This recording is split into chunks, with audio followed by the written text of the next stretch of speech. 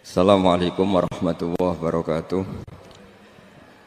Bismillahirrahmanirrahim. Nahmaduka ya ghafuru ya syakuru. Mashalli wa sallim barik ala sayyidina maulana Muhammadin wa ala alihi wa sahbihi asma'in nama ba'du. Ada aturan dalam ilmu hadis. Jadi di antara aturannya itu sebuah riwayat itu menjadi kuat meskipun asal usulnya riwayat yang lemah kalau menjadi perilaku sosial. Karena perilaku sosial itu menunjukkan didikan atau pendidikan atau tarbiyah dari leluhur sampai kita. Misalnya saling memaafkan. Itu hadis tentang persisnya saling memaafkan mungkin banyak yang masalah ketika teksnya ada yang sampai menyebut fatasofaha salaman. Bisa orang berdebat hukumnya salaman kayak apa, apalagi musim sekarang. Orang saling curiga untuk nggak salaman itu. Tapi apapun itu perdebatan dalam persisnya teks, jika diperkuat oleh perilaku sosial, maka hadis itu menguat menjadi baik. Saya cerita tentang hikmah syawalan sebagai amanat yang dipesankan di sini. Syawalan di Indonesia itu identik dengan minta maaf. Ya, jadi kalau id itu dari kosakata audun maknanya kembali. Setelah kita puasa 1 bulan, kita insya Allah ber-KTP surga lagi. Jadi kita tahu dulu Nabi Adam itu di surga, beberapa anaknya juga lahir di surga, sehingga KTP kita ini sebetulnya KTP surga. Alamat tetap kita itu surga. Karena kita di dunia agak kacau itu, agak coro Jawa, agak bedigasan itu agak kacau. Terus status itu agak-agak hilang. Semoga agak hilang betul. Nah, dengan Ramadan itu status itu dikembalikan. Makanya banyak ulama mengatakan al-aid minal audi. Dari kata kembali, kita yang dulu penduduk surga, insya Allah barokahnya Ramadan yang diterima itu menjadi status penduduk surga lagi, disebut minal aidin. Kita kembali lagi ke fitrah, kembali lagi ke status kehambaan yang benar, sehingga kita layak menjadi ahli surga. Saya mulai dari status kehambaan. Memang untuk menjadi ahli surga itu kita tidak boleh menandingi Tuhan, menandingi kekuasaan Allah.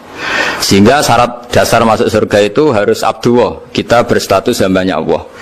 Disebut fadkhuli fi ibadi, masuklah dulu sebagai hambaku. Jadi kita berstatus sebagai hambanya. Baru setelah layak jadi hambanya, baru wadkhuli jannati, baru berstatus layak sebagai ahli surga. Jadi status kehambaan ini kita mantapkan dulu. Jangan ada status lain kita di depan Allah kecuali status kehambaan.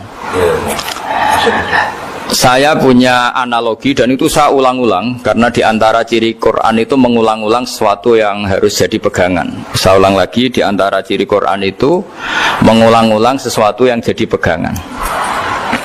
Jika kita belajar ilmu fisika atau ilmu apa saja, maka kita akan bicara materi sesuai statusnya. Jadi kita harus latihan untuk iman kepada Allah. Saya tanpa mengurangi rasa hormat, saya memberi contoh begini. Ini jam, materinya dari besi. Ini kertas, materinya ya kertas. Tentu secara fisik, orang akan bilang jam ini lebih kuat timbang kertas. Dan itu pasti dibenarkan dari segi materi. Tapi kalau Anda beragama dan Anda tahu bahwa pengendali alam raya ini Allah Ta'ala, maka kamu akan bilang, terserah Gus Baha gitu. Bisa saja jam ini saya punya niat saya hancurkan, kertas yang lemah ini saya simpan. Sehingga jam tangan ini 5 menit lagi saya hancurkan sehingga benar-benar rusak. Sementara kertas ini saya simpan sampai bertahun-tahun awet. Nah, kira-kira seperti itulah ilmu manusia. Sesuatu yang kita sangka kuat, ternyata Allah punya rencana menghancurkan itu.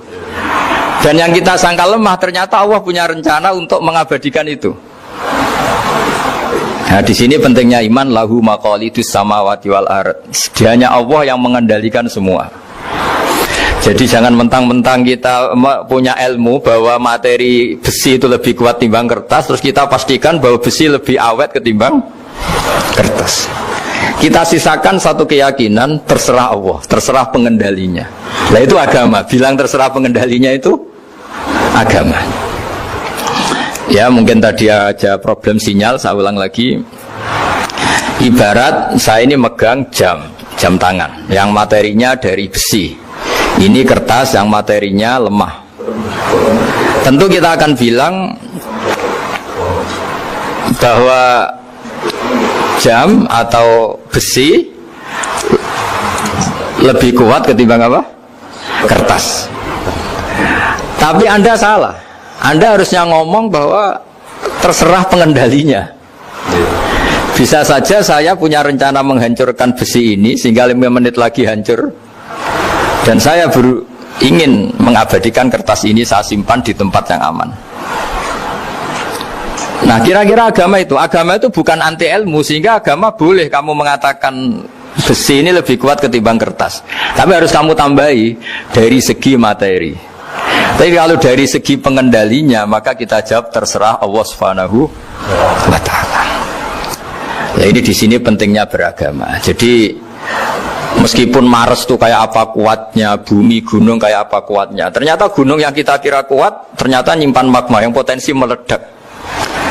Yang gunung kecil yang kelihatan dari pasir kecil yang tidak berdaya ternyata nggak nyimpan magma, jadi nggak direncanakan untuk diledakkan.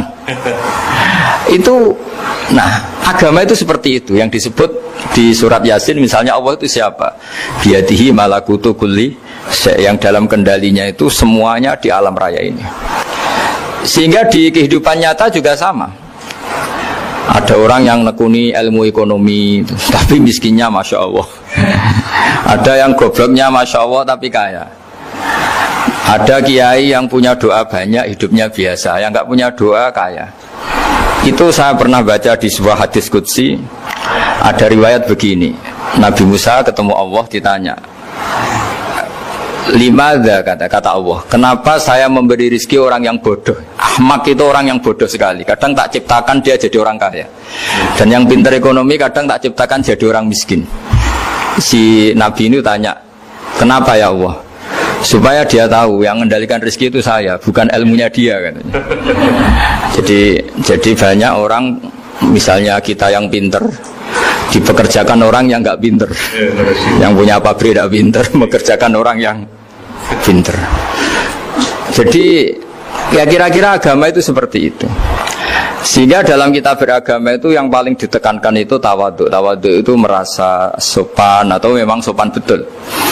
Kalau dalam Ihya disebut, sekiranya Anda tidak bisa tawadhu secara rasa, tawadhulah secara ilmu. Saya ulang lagi ya, sekiranya Anda tidak bisa tawadhu secara rasa, tawadhulah secara apa? Ilmu. Karena ilmu itu akan abadi. Saya beri contoh begini, saya ini kan misalnya kiai di kampung saya atau di kecamatan saya. Saya mungkin bisa merasa hebat karena saya tokoh di sini. Tapi pastikan sebelum ada saya yang bernama Baha ini, agama sudah jalan. Dan di daerah lain yang nggak kenal saya juga agama sudah jalan. Betapa tidak pentingnya saya di kawasan-kawasan yang nggak butuh saya, atau di era yang sebelum ada saya. Nah, dengan ilmu seperti itu orang pasti tawadhu, karena dia tahu daerah yang nggak ada saya ternyata ya ada masjid, ada agama. Periode yang sebelum ada saya juga agama jalan. Sehingga kita tidak kumo luhur, wah kalau nggak ada saya agama nggak jalan. Zaman Wali Songo tidak ada saya agama ya jalan. Ekonomi juga gitu. Kalau Anda pakar ekonomi yang mensejahterakan rakyat, cara tawadhu itu kalau nggak bisa dengan rasa, dengan ilmu. Sebelum ada kamu banyak orang kaya, banyak orang yang nggak kenal kamu juga kaya. Banyak periode yang saat itu udah ada Anda juga kaya. Berarti Anda ini tidak siapa-siapa. Makanya saya pernah didatangin seorang profesor. Ini kisah nyata. Gus, sebetulnya saya dengan bapak saya itu pinter mana? Bapak saya itu tidak tamat SD, tapi saya bisa profesor. Saya ini profesor, anak saya naik kelas saja sudah senengnya bukan main. Artinya ini orang bodoh bisa menciptakan orang pinter, yang orang pinter kesulitan menciptakan orang pinter lagi. Nah, kalau kita tidak bisa tawadhu secara rasa, tawadhulah secara ilmu. Ikhlas juga gitu, saya sering ngajarkan ikhlas di beberapa kesempatan ngaji. Kalau Anda tidak bisa ikhlas secara rasa, ikhlaslah secara ilmu, pasti bisa, bukan mungkin bisa, pasti bisa. Secara ilmu. Makanya di Quran disebut fa'lam annahu la ilaha illallah. Ilmu, fa'lam itu dari kata ilmu. Saya beri contoh, saya mulai kecil sampai sekarang saya sekitar umur 50 tahun. Mulai kecil sampai sekarang itu ya bilang kalau kertas ini putih. Itu ya ada yang gaji, ada yang bayar, tapi saya selalu bilang kertas ini putih. Yang hitam ya saya katakan hitam, yang merah saya katakan merah. Kenapa? Karena itu fakta. Saya ulang lagi, karena itu fakta. Sehingga saya untuk mengatakan putih tidak perlu ada yang bayar. Sehingga ketika kita latihan sholat, latihan ibadah, dan mengakui Allah itu sebagai Tuhan kita akan malu. Loh, faktanya Allah itu kan Tuhan. Mau mengatakan fakta kok minta upah, ini gimana? Kita mengatakan Allah Tuhan itu sama dengan mengatakan kertas ini putih. Sama-sama itu fakta. Sama seperti saya mengatakan Pak Jokowi itu presiden kami. Itu kan fakta. Masa nunggu kalau dikasih BLT katakan presiden, kalau enggak ya enggak. Itu kan ribet jadi.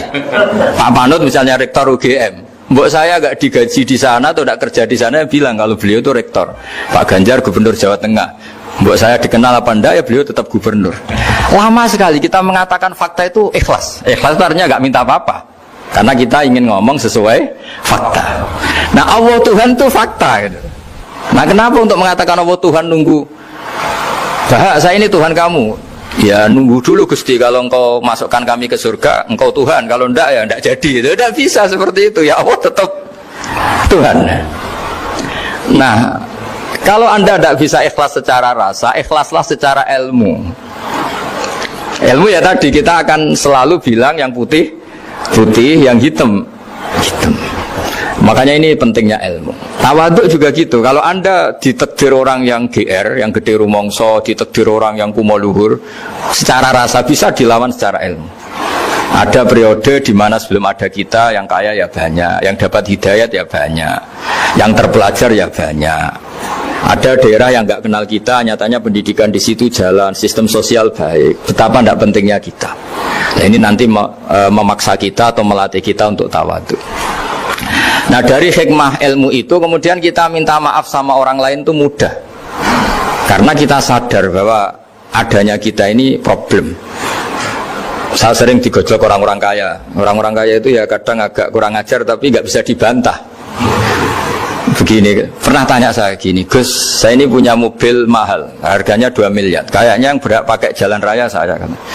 Kok bisa? Bayarnya pajak saya mahal. Sehingga kayaknya paling pantas saya. Yang naik ontel itu kan nggak bayar pajak, harusnya nggak boleh pakai jalan gitu sih. Terus saya bilang, babanya yang naik ontel itu pejuang, bapak kamu nggak, kata. Kamu nggak warisnya, kata. Artinya ada teori dalam kitab hikam itu kitab tasawuf dalam pesantren. Itu kebaikan saja di soal. Misalnya begini, kita ini bangga sebagai urip yang tertib, hidup yang tertib di kantor, di tempat-tempat pekerjaan. Tapi kalau itu semua terjadi, kalau ada kecelakaan di jalan itu nggak ada yang nolong langsung. SAR paling efektif, tim penolong paling efektif ya orang-orang nganggur itu. Orang-orang yang di jalan-jalan di perapatan itu kalau ada kecelakaan langsung nolong. Itu nanti ambulan itu yang kedua, ketiga, yang nolong pertama ya orang-orang yang nganggur-nganggur di jalan itu. Ada orang tersesat nolong. Maka ketika seorang sahabat tanya, ya Rasulullah, kalau engkau melarang kita jagongan di jalan, itu kita tidak bisa. Tapi kata Nabi, ya silahkan saja, tapi adu haqqat thoriq, hak kamu di jalan itu datangkan. Apa itu? Ya kamu bisa amar ma'ruf nahi mungkar. Coba kalau di terminal, di tempat publik banyak orang yang soleh, itu nanti copet ya sungkan. Yang mau jambret ya sungkan, karena yang di situ orang-orang soleh. Nanti yang nggak sholat juga sungkan, karena yang di situ banyak yang sholat. Jadi kenyamanan orang pergi jauh di tempat-tempat sepi itu ya barokahnya orang-orang nganggur terus ngaji, wah nengkono masih rame, ada orang yang di perapatan, di pertigaan. Bayangkan kalau ini orang-orang soleh, pasti itu nyaman karena wilayah publik dihuni orang-orang yang soleh. Tapi orang pasti bilang itu nggak tertib. Kita inginnya hidup ya tertib di kantor atau yang suka di masjid. Tapi kalau itu terjadi, itu nggak ada tim SAR gratis yang setiap saat kalau ada orang kecelakaan nolong. Makanya dalam makalah hikam itu paling masyhur diantaranya itu, manusia itu siapa? Manusia itu mangkanat mahasinuhu masawiyah, fakih falatakun masawihi masawiyah. Manusia itu orang yang saat baik saja ada salahnya, apalagi pas salah.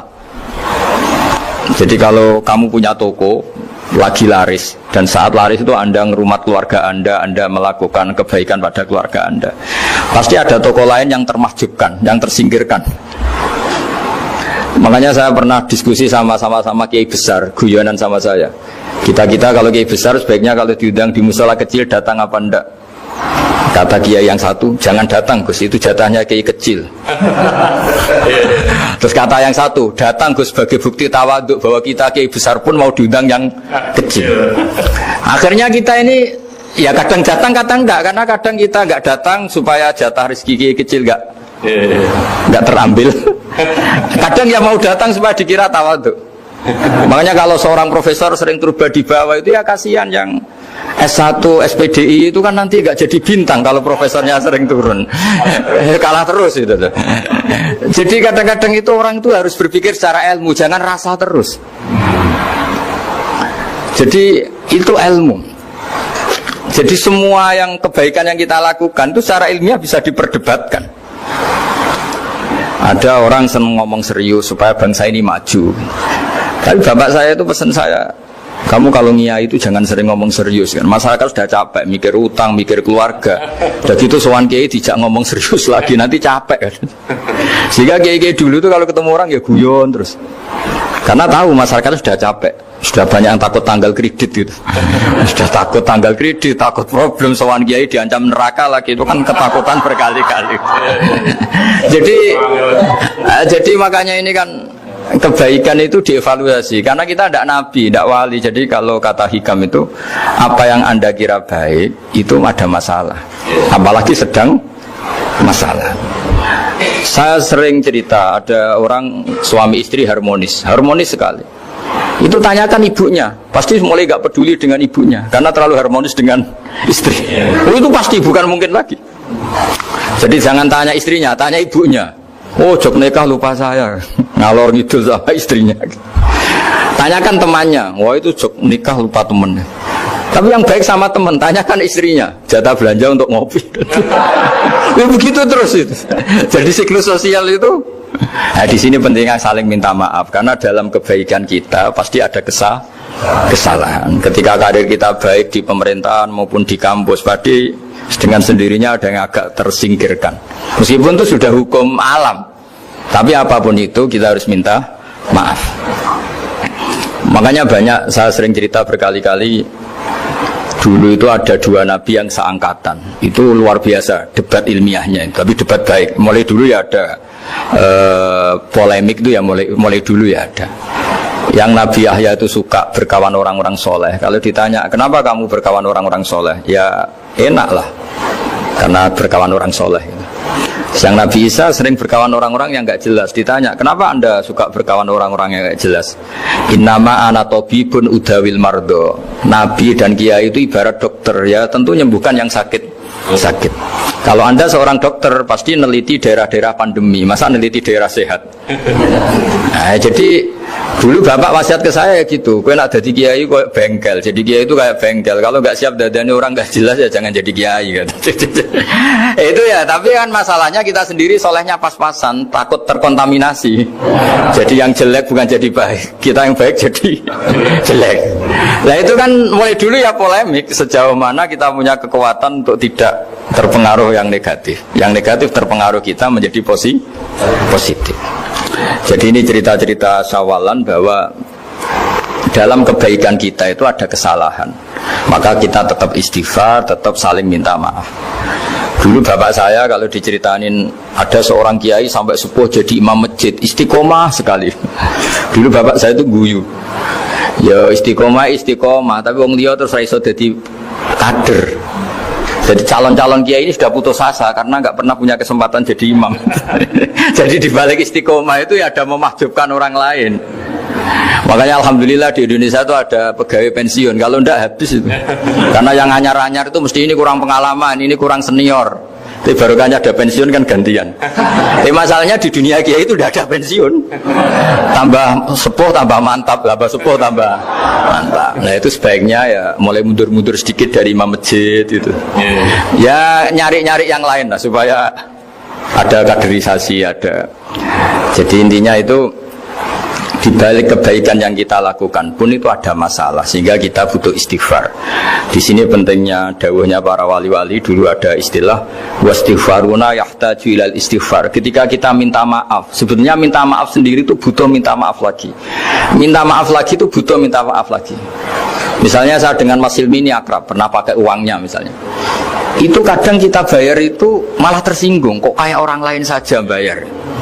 Minta maaf juga gitu, kalau kamu punya teman akrab terus minta maaf resmi itu tersinggung, kayak wong liya ae jaluk sepuro. Jadi kadang jaluk sepuro itu malah masalah.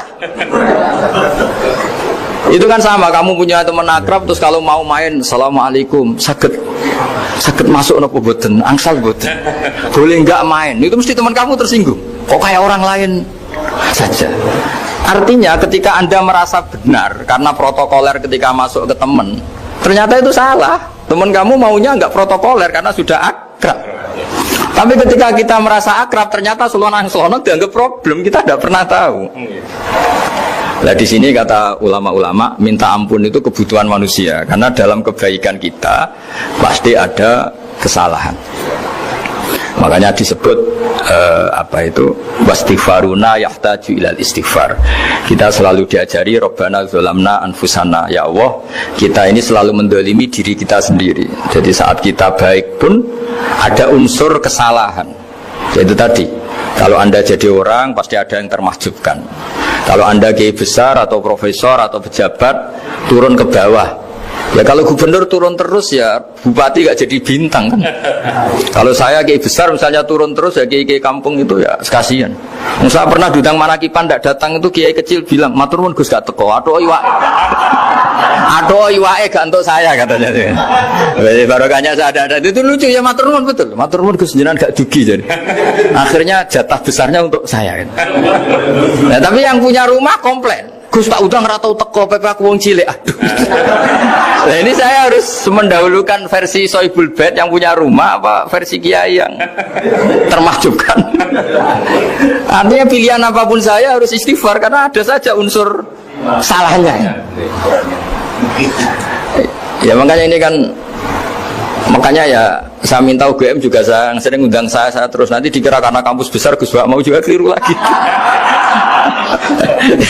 Kalau 1-2 kali mungkin boleh, kalau keseringan ya gak boleh, nanti itu dikira saya maunya hanya sama kampus besar, padahal saya sama RT ya sering datang juga.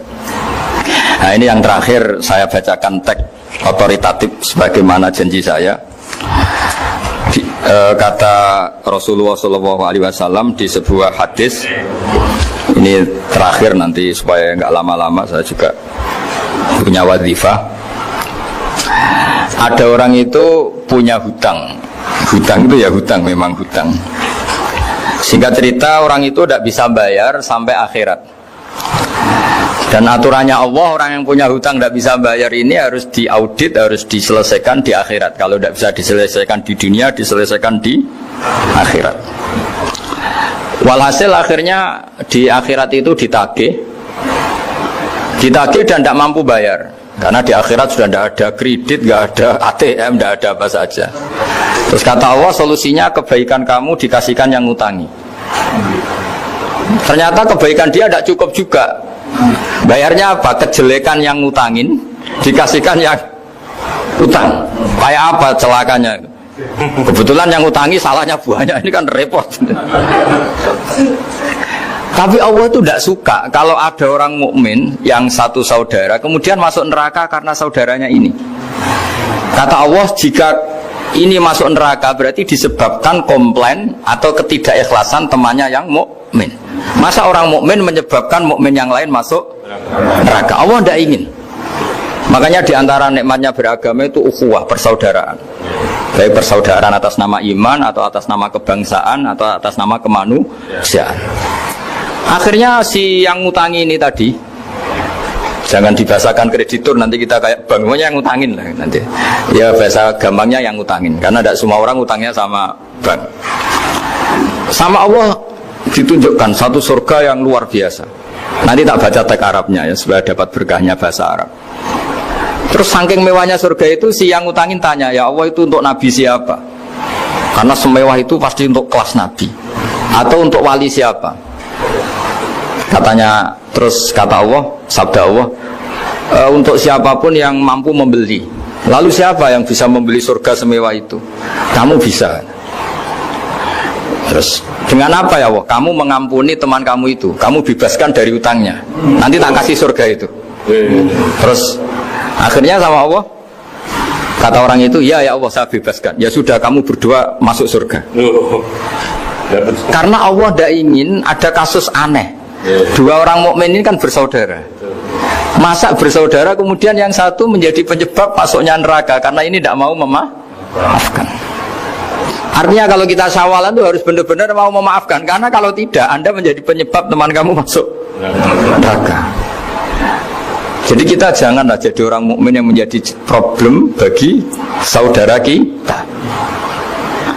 Jadi makanya saya itu berharap ada wali utang saya terus tidak bisa bayar, karena ini masih dibela-belain Allah ini.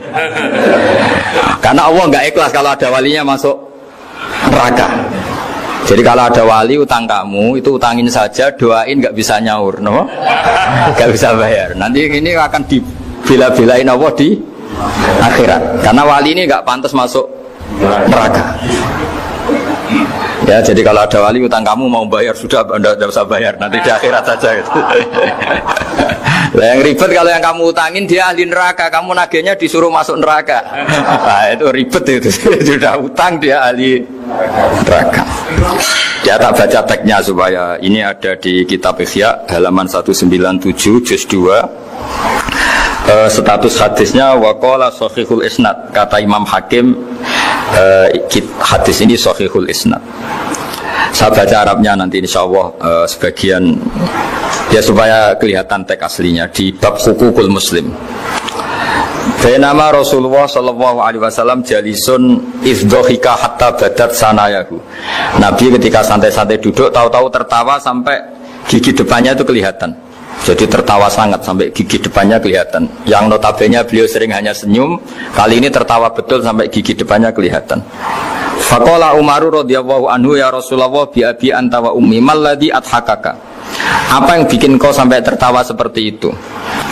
Qala rajulani min ummati jasaya baina yaday rabbil izzah. Dua lelaki dari umatku sama-sama sungkeman nuntut keadilan di depan Allah. Jasaya itu sungkem, duduk bersimpuh itu kalau dalam bahasa Arab itu apa? Namanya jasiyah. Faqala ahaduhuma ya rabbi khudli madlamati min hadza. Faqala wa rudda ala akhika madlamata. Qala ya rabbi lam yabqali min hasanati syai'un. Faqala wa ta'ala li talib kaifa tasna'u bi akhika wa lam yabqalahu min hasanati syai'un. Faqala ya rabbi falyahmil anni min auzari. Kalau kebaikannya dia tidak cukup, ya salah saya supaya dilimpahkan ke dia.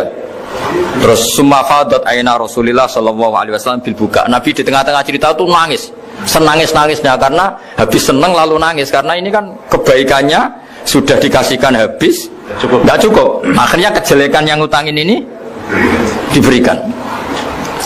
Makanya kalau kamu ingin masuk surga, utangi orang-orang soleh sebanyak-banyaknya dan doain, nggak bisa apa? Nyaur. Tapi tak jamin orang soleh itu nggak suka utang karena hidupnya sederhana ini. Kayaknya saya tidak akan utang Mas Ilmi itu. Karena orang soleh itu hidupnya sederhana, pasti tidak butuh. Kalaupun utang paling ya untuk makan, kan gampang nyaurnya apa?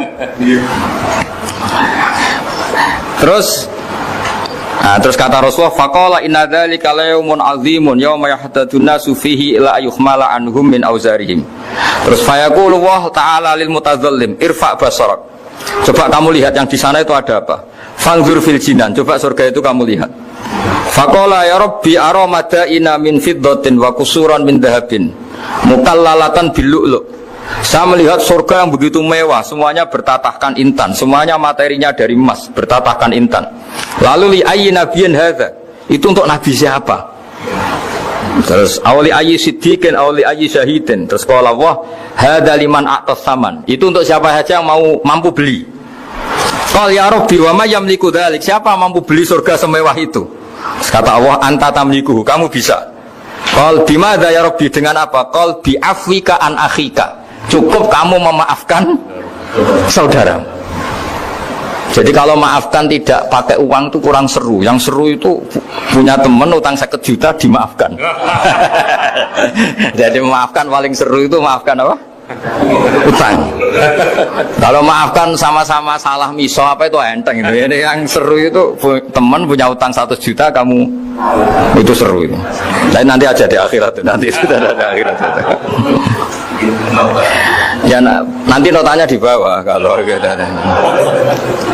Ya, bi Afrika anahika. Jadi surga semewah itu maharnya atau harganya cukup memaafkan saudara kamu.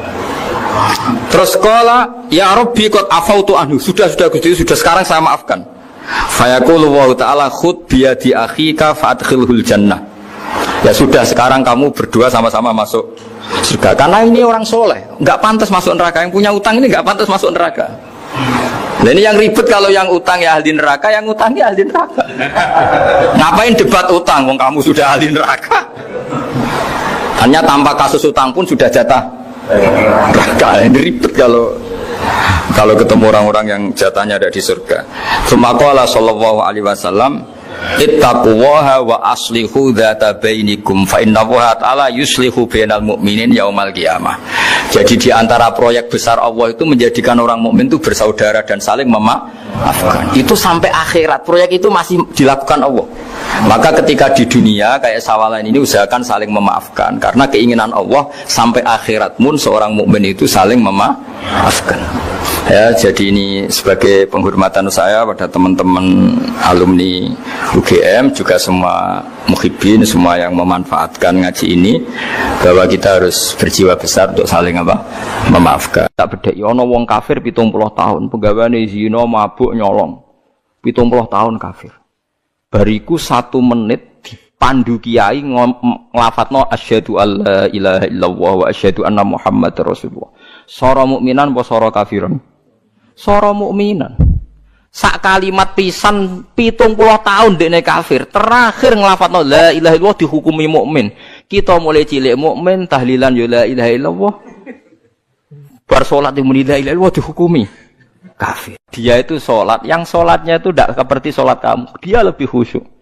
Dia puasanya lebih khusyuk timbang puasa kamu.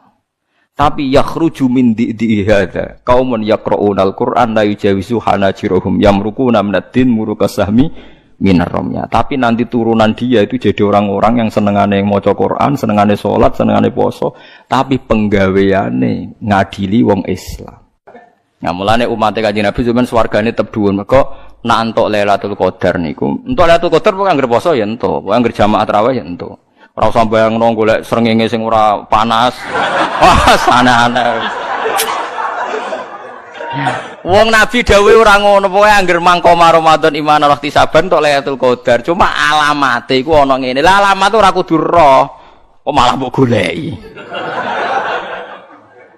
Jadi angger sego kuwi wis rasane sego, cuma alamate sego apik ku sing ngene. Ya wis angger kowe wis mangan ya wis kok goleki alamat.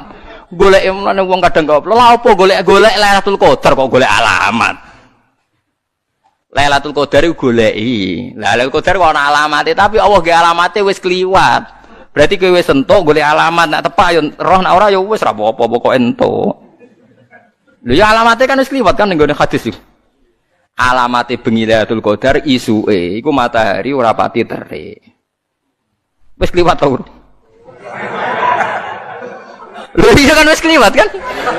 Lah nek misale kowe roh tok tapi ora entuk. Ya tok entuk ora roh kan? Aneh-aneh. Kulo mboten nate lho. Kulo sering takok ndang. Gus nate entuk Lailatul Qadar, Mas. Ah levelku ora takok ngono iku. Amatir ya. Lho ngalamate wis kliwat. Lho nggih, ning hadis alamate wis kliwat to. Kliwat kan? Alamate bengi Lailatul Qadar isuke sobihataha srengenge ngene. Kan gak ono gunane wis. Dadi tidak maksudnya Nabi ngeten angger bengi Ramadan wong Islam sing traweh ora drengki ora macam-macam mau bikol bin salim ya dianggep untuk Lailatul Qadar. Lane dawuh Sidina Utsman malah gampang meneh. Wong sing salat isya jamaah iku padha karo qiyam sewengi. Ora usah salat tahajud ora usah witir, wong isya jamaah wis padha karo iku. Tunggale wong donga wong diutangake terus ning makam ning kuburan ngoten niku kan. Ning omah wong naga semakom ayo mau nak ning kene mergo ado kok sing naga mesti. Dadi apa iku pirsa lha repote apa iku pirsa tenan ta ora iku. Mulane dawuhe pengerak dawuhe hadis iku imanan wahtisaban. Ihtisab pokoke orientasine ridane Allah. Lah nak cara ulama-ulama tasawuf nak kowe iktikaf kok golek ayam nggih dari bojo mulih wae. Adepi bojo nyabari ku luwih dhuwur timbang ganjarane iktikaf. Wong diamuk bojo gak tersinggung, gak ngamuk ngempet, iku Allah ridho pol. Dianggap wong kondiang. Anggap wong kondang. Mergo iso wal kadhiminal ghaidha wal afina anin nas. Assalamualaikum warahmatullahi wabarakatuh. Ngaten gitu, terus jenengan ampun dadi khawarid. Artinya gini ya, orang membiarkan Quran itu macam-macam. Ada yang membiarkan secara kuliah, dibiarkan total, diabaikan. Bahkan tidak diyakini kalau itu kalamullah. Tidak diyakini sama sekali itu sebagai apa? Wahyu, sebagai apa? Kalamullah. Itu kafir, berarti kafir tulen, benar-benar kafir. Ada yang membiarkannya itu semi, agak iya, agak enggak. Ya iman tapi gak faham. Nak kepengen faham, ya ibu-ibu iman. Niku ruwet niku, ruwet niku. Niku kata sangat. Dan itu ya muslim, tetap mukmin tapi dianggap fasik. Misalnya contoh gampang ngeten nggih, contoh paling gampang. Niki kula waca nggih, terus niki ben jenengan gak dadi khawarid. Kula waca Arabe mengke kula terangaken. Wa qala ar-rasulu ya rabbi inna qaumi ittakhadhu hadzal qur'ana mahjura. Terus napa? Bahwa Kanjeng Nabi ngeluh Quran itu dimbara wong kafir. Manane dimbara walam yu'minu bi. Fahadil ayatu waradat fil kuffar. Fahadil ayatu waradat fil kuffar al-mu'ridina 'anil Qur'an. Alladzina lam yu'minu bihi. La fi man hafidhahu minal mu'minin tsumma nasiyahu. Nggih kula waca. La fi man hafidhahu minal mu'minina tsumma nasiyahu. Teng qauluhu mahjurun. Wa in kana yu'atabu alaihi fil akhirah. Lima warada man ta'allamal Qur'ana wa alika mushafahu lam yata'ahadhu wa lam yanzur fihi jaa yaumal qiyamati muta'alliqan bi yaqulu ya rabbi abduka hadza ittakhadhani mahjurun. Igdi baini wa bainah. Terus ngeten nggih. Dawuh Imam Sawi sebagai pensarah Jalalain, dan dawuh ini pasti benar. Saya pastikan benar karena saya berkali-kali baca di Bukhari dan saya ajarkan di sarang di mana-mana, saya ulang-ulang. Ayat ini bagaimanapun turun pada orang kafir yang i'rad meninggalkan Quran itu artinya tidak menganggap itu sebagai kalamullah nggih. Tidak menganggap itu sebagai apa? Kalamullah. Tapi kalau orang mukmin kayak kita-kita ini mukmin, meninggalkan Quran dengan arti tidak mengamalkan, ya tidak mengamalkan, itu mau fasik. Fasik wae ya ora sida kadang-kadang. Mergo taate luwih akeh. Nggih taate. Akeh. Misale ngaten contoh gampang. Wonten tiyang niku maniak perempuan. Nak zina ora gelem tapi nak ra ngegang ning perapatan delok wong ayu ngelu misalnya. Ya akeh ngoten. Wong Islam ku mayoritas nggih ngoten niku. Kelakuane ngoten niku. Nah, itu kan dekne ngerti nek itu salah cara Quran. Qul lil mu'minina yaghuddu min absarihim. Orang mukmin ku nek iso meremno aja sampe delok wong wedok sing mboten mahram, mboten bojo. Wa yahfadzu furujahum, dan menjaga farjinya dari zina. Separuh sukses, misalnya gak zina sukses, tapi nek gak delok ora sukses. Lah itu nanti tepak-tepakan nak pangeran tepak nggih nyepuro misale didelok wis sama Islami suwi wis jenggoten wis macam-macam ati sepuro apa meneh sing wis tetir melarat koyo rugen sepuro wis melarat iku kafaroh iki melarate niku kafaroh macam-macam. Terus wonten tiyang alim biasanya dosa terbesar wong alim rawani nahi mungkar karena ndak punya nyali atau punya perhitungan khas wong alim. Nah itu nanti kena khitab laula yanhahumur rabbaniyuna wal ahbaru an qaulihimul itsma wa aqlihimus sakhat. Mestinya orang-orang terpelajar itu harus mencegah kemungkaran. Nah itu biasanya orang alim ndak punya nyali karena ndak punya otoritas. Misalnya kalau di Indonesia ndak berhak punya SK atau apa gubarno doli. Gampang wali kota. Kiai hanya berteriak zina haram, doli haram, tapi kan gak di otoritas bubarro. Atok wali kotane gawe SK, nganggo pamong praja, iso bubarro. Macam-macam. Riyen di Jakarta ada keramat tungkak sing iso bubarro Sutioso, teng doli sing iso bubarro wali kota sing sakniki wedok. Malah kopi DI ora king PKB. Ah misal, lha boten niki kan ilmiah mawon rasa tersinggung biasa mawon. Boten usah tersinggung. Ah itu yes ngoten niku yes sudah begitu. Tapi ulama mbok arani kalah kalah ambek wali kota sing wedok ubarodoli ki ya keliru. Taruh saja sama hitung saja. Orang yang ndak zina karena didikan ulama mulai sipir, mulai kelas TK, TPA itu jutaan. Taruh saja misalnya Mustafa di murid 20. Ada orang di murid 100. Orang yang dididik supaya anti zina oleh ulama itu hasilnya jutaan, mungkin puluhan juta. Dan mereka punya generasi berevolusi anti zina dan anti zina nganti mati. Itu juga nahi mungkar, karena maknanya nahi mungkar itu al-intiha anil mungkar. Pokoknya kejadiannya tidak jadi mungkar. Itu yang saya sesali dari orang-orang mubaligh. Mubaligh itu sering bilang nahi mungkar itu kayak bubarodoli. Tidak seperti itu saja. Setiap kemungkaran yang dihentikan itu namanya nahi mungkar, karena maknanya nahi itu mencegah. Mencegah artinya tidak melakukan atau tidak terjadi. Dan itu ulama kontribusinya besar, hampir semua pondok misalnya. Kulo nembe buka niki. Kulo nate cerita tentang Pak Rum, Pak Rumanto niku nate cerita. Mas Rum, sing pondok ora usah tenanan. Pokoke ngaji, salat semadhep mulon wis kaya umume pondok. Ora usah ngasihlo santri alim nak tepak ya alim, ora tepak ya wis. Paling ndak kelebihannya pondok pesantren itu satu. Misalnya kiai ini ra alim utawa ora pati bener. Ada kesepakatan mentabukan zina. Jadi kelebihannya pondok pesantren itu ada kesepakatan mentabukan zina, mentabukan nyolong, mentabukan melakukan sesuatu sing asusila. Sehingga kita punya konsensus dengan tradisi mondok, tradisi TPQ, TPA itu ada konsensus di mana barang buruk dihukumi buruk.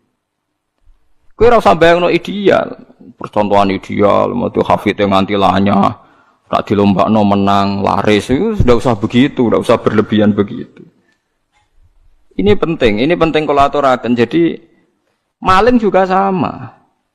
Polisi nangkep maling berarti nahi mungkar karena malingnya tidak jadi maling. Tapi jutaan orang tidak maling, yang malah nggak pernah maling, mergo didikane ulama. Polisi tak nangkep sing wis tau maling, ya nahi mungkare wis kadung tau maling. Mbubaro ning doli wis kadung tau zina. Kalau ulama malah didik santri, didik umat mulai cilik. Dan banyak jutaan orang yang bahkan nggak pernah zina karena didikannya ulama. Mulai sing nganggo karisma sampai sing meden-meden iso ben diris alat kelamine macam-macam. Iku modele rugen sing iso nerangno. Sing iso nerangno wong tau zina wedok sok men dicubles iku iku bagiane rugen aku ora mentolo nerangno. Wis macam-macam lah ora ngekeki penjelasan. Nah itu kula baleni malih. Bahkan di antara akidah ahli sunnah ini rungokno tenan. Sampean boleh ndak cocok, tapi nek ora cocok keliru, neraka sampean. Iki nasib pangeran. Intajtanibu kaba'ira ma tunhauna anhu nukaffir ankum sayiatikum. Wong sing sukses ngilangi dosa gedhe iku insyaallah dosa cilike disepuro. Misale kaya ruhin biasane perapatan delok wong wedok, ya ditulis mbek Allah, mripate ruhin dosa, atine angen-angen tapi ora kasil ditulis terus pangeran. Ditulis. Tapi dekne sukses ninggalo zina. Pokoknya aku nak delok gelem tapi nak zina ora ngarah. Itu iso wae ning akhirat di sepuro. Mergo barokahe ninggal dosa gedhe. Misale sampean gubething mbek tangga, penggaweane ngrasani iku dosa. Tapi iso di sepuro mergo gak nyantet, gak mateni. Jadi di semua segmen dosa kan ana kelas atas. Misale ra cocok nganti mateni kelas atas. Tapi nak ngrasani tok kelas ringan. Seneng wong wedok zina kelas berat.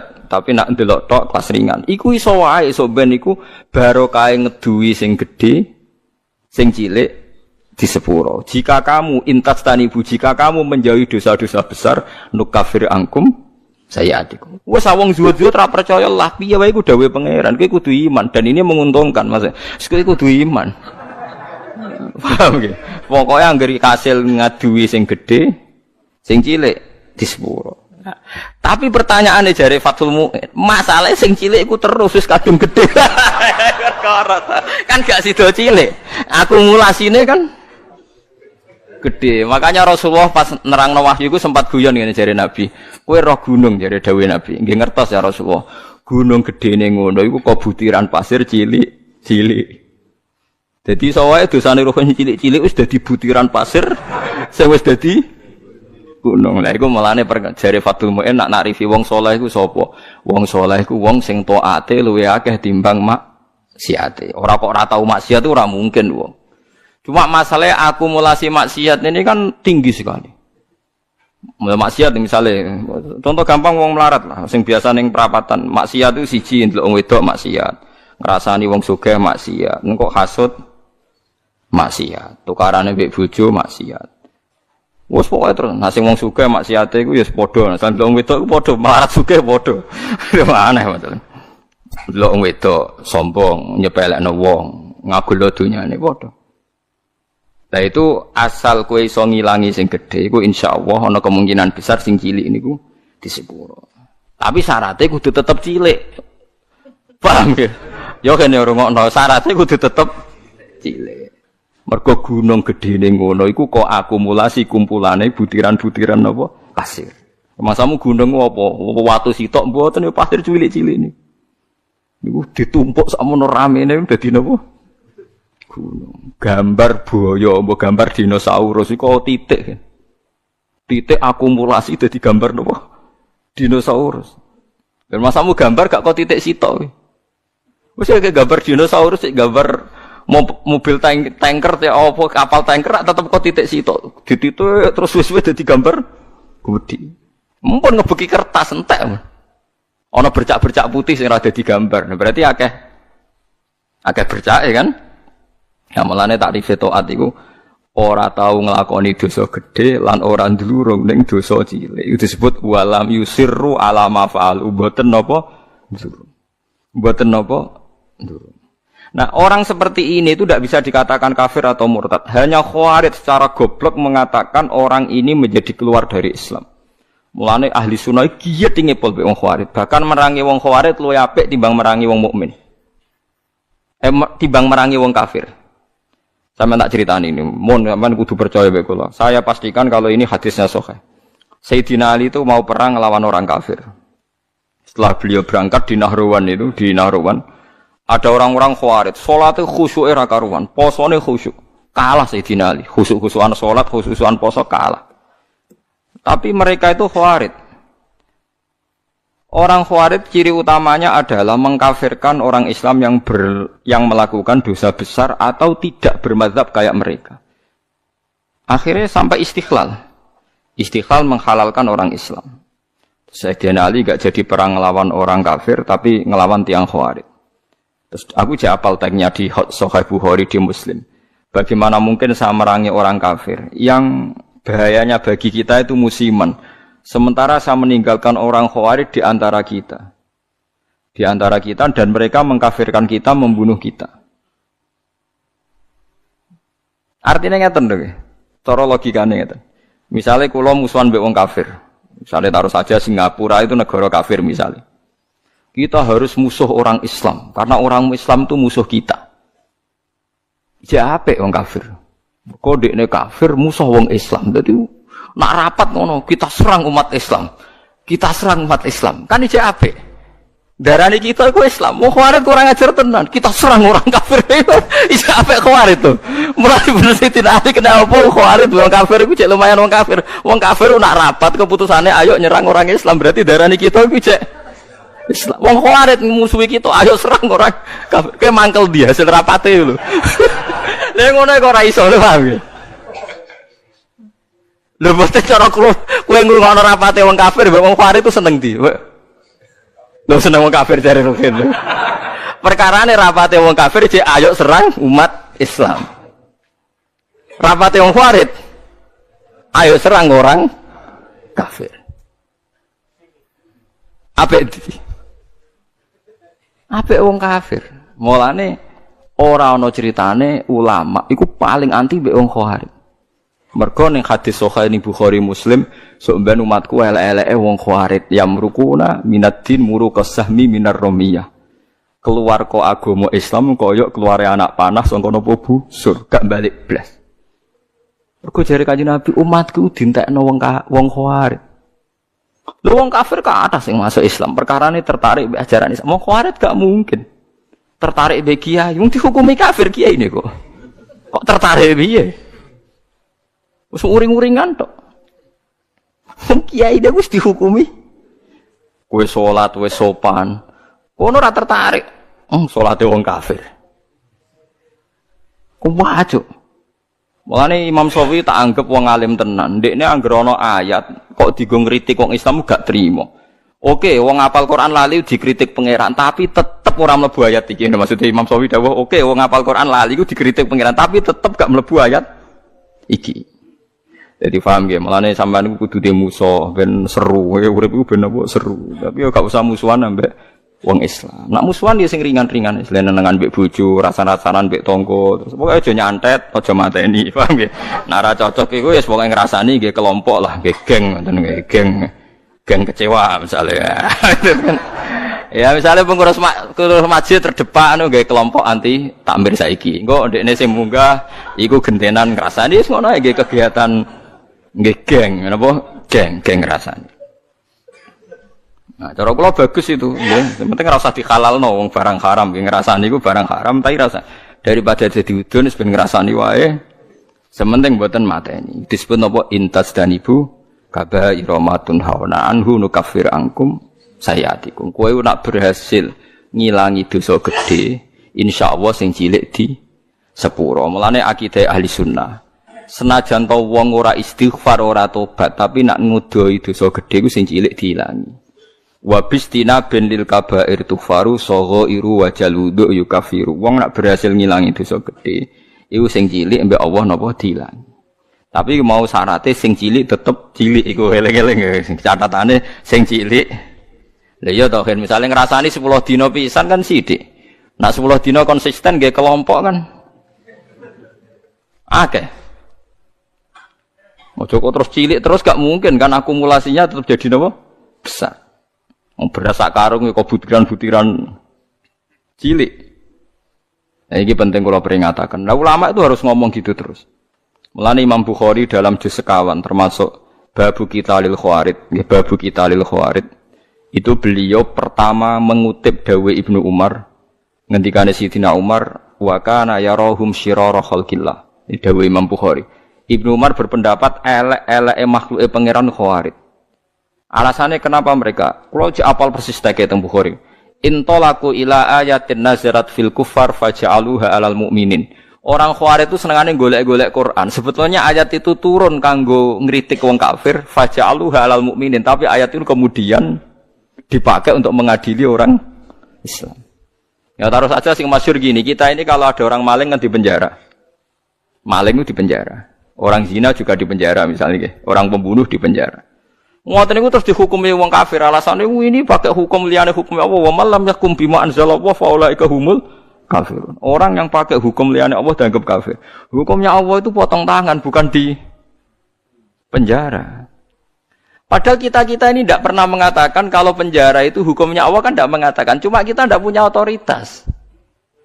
Memang maling itu ora kita ketok tangane, tapi kita tidak pernah mengatakan kalau penjara itu lebih baik ketimbang dipotong tangan. Dan kita tidak pernah bilang kalau hukumnya Allah itu enggak efektif, enggak manusiawi, tidak pernah bilang gitu. Cuma kita hidup di negara yang enggak motong tangan, ya kita bilang pira-pira malingnya ra dikasih Nobel.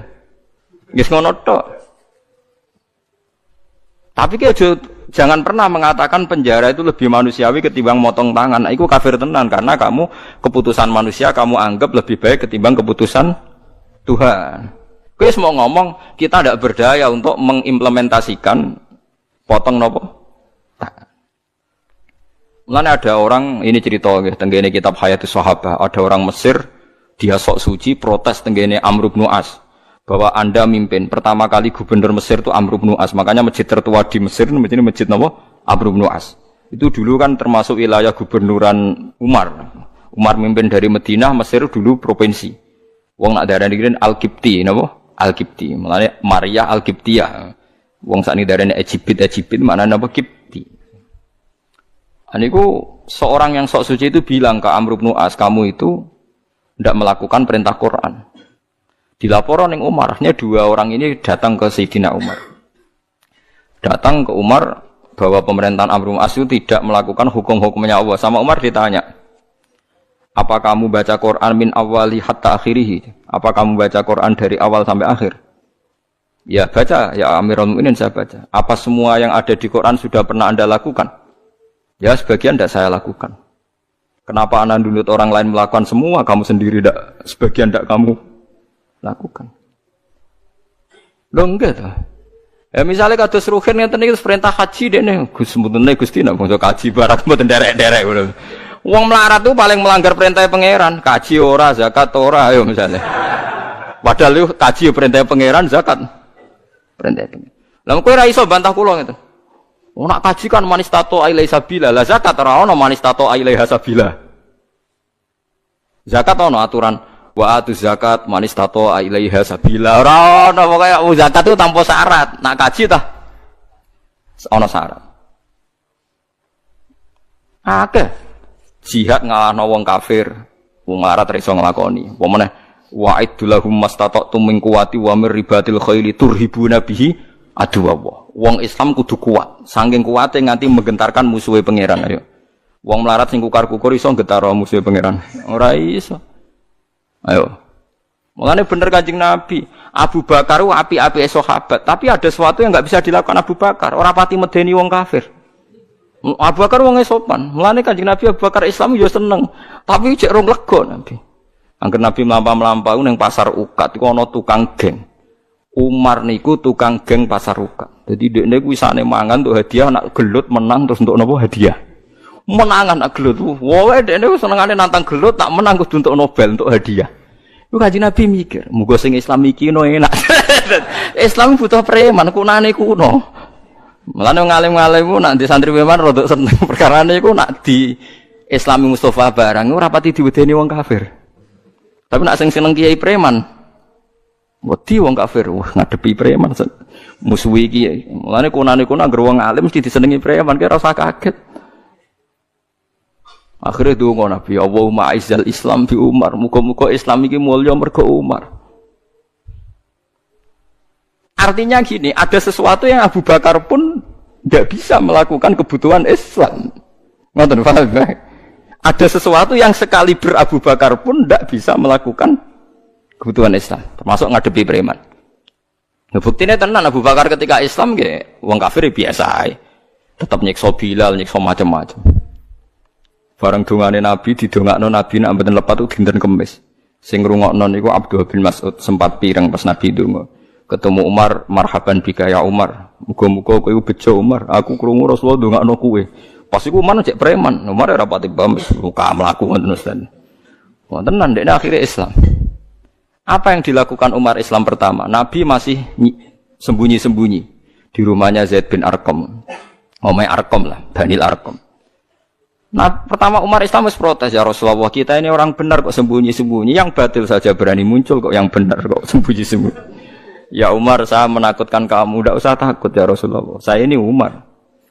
Tenan. Kanjeng Nabi teng daleme Zaid bin Arqam mbek Abu Bakar mbek Sayyid Hamzah timbarno mbek Umar tinggal metu. Marani Abu Jahal pertama ditotok Umar. Ya Abu Jahalin, kamu tahu berita hari ini? Tidak tahu, saya Umar sudah masuk Islam, kira macam-macam Rasulullah tak baca. Wes marani Abu Lahab, warani kafir. Iku gentenan wong kafir sing delik, paham? Loh, dadi artinya gini, kowe nak Islam terima khusuk kok Mustafa enggak memenuhi kebutuhan Islam. Tapi kok preman yo ora memenuhi kebutuhan Islam, mulang wudu, mulang carane ngilangin. Preman ra iso. Yes ngono, artinya wong saleh sundul langit itu ada kebutuhan Islam yang enggak dipenuhi. Kok kowe maksa wong liya memenuhi. Itu tadi, misalnya kowe ulama.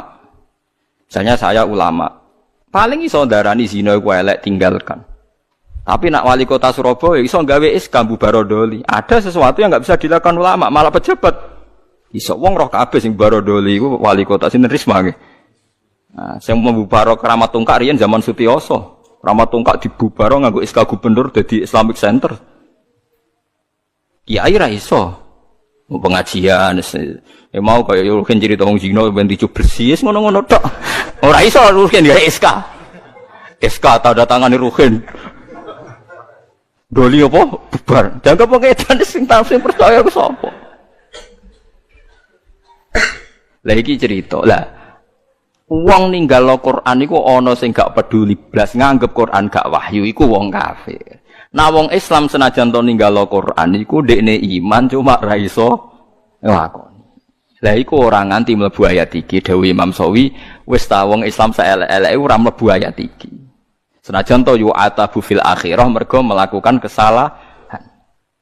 Lah klirune wong Khawarij tiap ana ayat ngritik wong kafir karena lafate man itu siapa saja dilebokno wong Islam. Akhire wong Islami dihukumi kafir. Mulane elek-eleke wong Khawarij dawuh Kanjeng Nabi hum syarrul khalqi wal khaliqah. Cuma Nabi mboten menangi tiyang Khawarij. Mulane kula nganti mati ya akan ngomong ini terus. Mulane bapak ana santri khusuk mangkali ra karuan. Jare bapak kula nu di guru kali, bapak mbek Mbah Mun. Mbah Mun ambek santri khusuk yo gedeng. Jo khusuk-khusuk jong Khawarij ngono. Perkarane anggere wong khusuk mesti semangate ngadili wong liya. Wong mondok ora tau utang, iku gedhinge pol mbek wong utang. Wong mondok kok amen salate ora tau kodok mbek wong kodok gedhinge ra karuan. Padahal jare santri sing kodok nglakoni ilmune jare. Jare nglakoni napa? Ilmune, praktekno ilmu jare. Jadi praktekno ilmu. Sama nak dudono kasus-kasus Khawarij ya. Iku mau satu dawuh Sidina Ali. Nak ana wong kafir rapat, ape merangi wong Islam itu dalam rapat itu diulang-ulang kita harus merangi umat Islam. Tapi wong Khawarij ning rapate kita menangi tauhid, menangi wong kafir. Aja apik wong kafir. Dan banyak orang kafir masuk napa? Islam. Tak warai iki sampean supaya ora dadi Khawarij ngeten tak warai. Wong Khawarij itu ukunane iku napa nenten. Cuma riyen mboten dados komunitas. Iki kula waca nggih mboten dadi komunitas. Dadi kula critani iki asal usule Nabi ngomentari Khawarij. Nabi setelah perang Hunain, perang paling bersejarah mergo wis Nabi wis kondang, wis hebat lah, wis kuat sekali. Dalam hanya satu kali ini Nabi perang jumlahnya luwih akeh timbang wong kafir. Biasanya kan kayak perang Badar Nabi 313 wong kafir 1000. Nggih ahli Badrin pinten 313 wong kafir 1000. Uhud Nabi 1000 wong kafir 3000. Jadi selalu jumlahnya itu banyak orang nopo kafir. Perang Hunain itu aneh, wong Islam luwih akeh timbang wong kafir, malah kalah. Jadi pangeran nabi kekasih itu salah sithik wis salah. Perkarane wong Islam ketika jumlahe luwih akeh timbang wong kafir, jare wong Islam lan nughlabal yauma minkillah. Saiki aku ora bakal kalah mergo jumlahe sithik. Mergo jumlahe 10.000 wong kafire mau 3.000. Pokoke akeh wong Islam. Akhirnya Allah malah ngritik wa yauma Hunainin iz a'jabatkum kasratukum falam tughni ankum syai'au. Wa daqas 'alaikumul ardu bima rahubat summa wallaitum mudbirin. Wong Islam malah kalah. Tapi bareng kalah ujug-ujug Allah diparingi menang. Wong Islam diparingi menang. Kan kula nu nate debat mbek seorang kiai. Gus kula tak tangkel jenengan. Kena apa perang Uhud wong Islam kalah. Aku tak muni tak jawab cangkem kula ya elek. Jarine sih mergo melanggar perintah Nabi ning dhuwur gunung. Mulane diparingi kalah. Lah kok akhirnya menang, Gus? Ya jarine ya Islam ya menang. Perang Uhud ya ngono. Pokoke jarine ngono ya ngono. Iki hukum kok muni jarine. Lah kok ya jare-jarine ya. Maksud kula ngeten nggih. Kita ini tidak pernah tahu sing dikersakno Allah piye ora pernah tahu. Tapi kita membaca. Membaca begini. Allah nyalano wong Islam ning perang Uhud mergo ora nurut Kanjeng Nabi. Sepakat nggih? Sepakat. Mohon jelas nggih. Tapi akhirnya wong sing mlayu kok perang Uhud disepuro kabeh mbek pangeran. Ya dadi mati syahid. Sekarang sampean darani kapundhute wong ning Uhud itu syahid napa sangit? Syahid. Dihukumi syahid itu dianggap bener apa salah? Bener. Kiai ini tangklep. Lho Gus wong karuan melanggar perintah Nabi kok dianggap bener. Oh iya salah wong melanggar Nabi. Kowe iku Khawarij temen. Nek ora tobat tak kandakno Nabi kowe iku Khawarij temen. Wong kowe ora kenal Nabi ya ngono. Kok saged Gus? Sak salah-salah wong Islam ku mau melayu ora anut panduane Nabi. Wong kafir luwih salah, yaiku kafire iku. Kok lucu, kowe iso nyalahno wong Islam kok ora iso nyalahno wong kafir. Mulane akhirnya diparingi menang. Sak salah-salah wong Islam iku ya mau melayu kok gunung, ora sesuai perintah Nabi. Lah wong kafir salah ya apa? Kafire iku. Mulane perang Hunain wong Islam disalahno pangeran mergo ujub jumlahe akeh. Akhirnya diparingi menang piye wae sak salah-salah wong Islam cek salah. Wong kafir. Paham ya? Paham ya maksudnya? Mulane kejo terjebak. Lah kenapa wong Khawarij kok luwih salah meneh wong apa wae cek darane Islam kok dene darani. Mulane dawuh Ibnu Umar ketika ketemu Khawarij, ini tak ceritani, cerita-cerita Khawarij. Ini sing teng Bukhari, kula mboten pakai kitab yang ndak sahih. Ning gone Ibnu Umar itu pernah santai teng pinggire Ka'bah. Niku wonten tiyang Khawarij datang. Takok, wonge alim Khawarij saged ngaji. Ya Ibnu Umar, saya ini mau tanya 3 hal, harus kamu jawab jujur. Apakah Utsman itu ikut perang Badar? Tidak aja. Tidak aja. Wah, berarti dia munafik, nabine perang kok ora melok napa? Perang. Terus apakah dia lari pas perang Uhud? Ya, dia termasuk orang yang ikut lari. Wah, berarti wong ora bener. Wong mlayu kok perang itu dosa napa? Gede. Terus pertanyaan ketiga, gimana pas perang Hunain? Apa do melok mlayu? Ya. Bareng wong Khawarij ape mire jare Umar. Ya Ahmad, ya Ahmad wis bintu sing buanget. Ahmad, bintu rene. Bintu sing sandure bintu itu wong Arab nak terene Ahmad. Perang Badar iku tak kandhani. Utsman ku mantune Kanjeng Nabi, duwe garwa jenenge Ruqayyah iku lara. Utsman ape melok ora oleh mergo kon ngrawat garwane. Sing gak liya adalah putrine Kanjeng Nabi. Dadi sing ra mulai perang Kanjeng Nabi aja hukume munafik ora melok apa? Perang. Ngerti blok kowe? Ngampun. Mulane pas perang Badar menang, Utsman dikei saham Nabi, wong dikei saham berarti dianggap melok perang. Ora kok tahalluf koyo munafik. Lah soal Utsman maju ning perang Uhud iku ora Utsman to, meh kabeh.